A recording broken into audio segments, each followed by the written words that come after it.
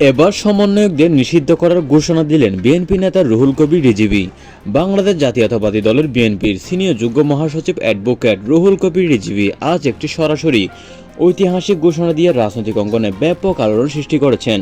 তিনি স্পষ্ট ভাষায় বলেছেন, সমন্বয়কদের দল জাতীয় নাগরিক পার্টি এনসিপিকে নিষিদ্ধ করা হবে। রুহুল কবির রিজভী বলেন, যারা জুলাই আন্দোলনকে নাম করে দেশকে অরাজকতার দিকে ঠেলে দিয়েছে, সংসদের অশোভন আচরণ করেছে, রাষ্ট্রীয় প্রতিষ্ঠানের বিরুদ্ধে উস্কানি দিয়েছে এবং জনগণের শান্তি শৃঙ্খলা নষ্ট করেছে, তাদের দল এনসিপিকে আজ থেকে নিষিদ্ধ করার সিদ্ধান্ত নেওয়া হয়েছে। নাহিদ ইসলাম, হাসনাত আবদুল্লাহ সহ সমন্বয়কদের নেতৃত্বের বিরুদ্ধে রাষ্ট্রদ্রোহিতা ও অস্থিরতা সৃষ্টির অভিযোগে আইনি ব্যবস্থা নেওয়া হবে। তার এই ঘোষণা বিএনপি নেতা কর্মীদের মধ্যে উল্লাস সৃষ্টি করলেও সাধারণ জনগণের একাংশের মধ্যে উদ্বেগ প্রকাশ করেছেন। অনেকে এটাকে গণতন্ত্রের উপর আঘাত বলে সমালোচনা করেছেন। সামাজিক যোগাযোগ মাধ্যমে নেটিজনদের মধ্যে তুমুল আলোচনা চলছে। কেউ রিজভীর বক্তব্যকে দেশের অস্থিতিশীলতা রক্ষার জন্য পদক্ষেপ বলেছেন, আবার কেউ কেউ এটাকে বিরোধী দলের দমন ফ্যাসিবাদী কৌশল হিসেবে দেখছেন।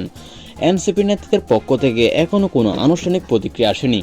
তবে দলের নেতাকর্মীরা এই ঘোষণাকে অসাংবিধানিক বলে প্রতিবাদ জানিয়েছেন এবং রাজপথে নামার প্রস্তুতির কথা জানিয়েছেন। বিএনপি সরকারের আমলে এনসিপিকে নিষিদ্ধ করার এই চেষ্টা বর্তমান রাজনৈতিক পরিস্থিতির নতুন মাত্রা যোগ করেছে। এই নিষেধাজ্ঞা কতদিন স্থায়ী হবে, এর ফলে কি পরিণত হবে তা সময় বলে দিবে।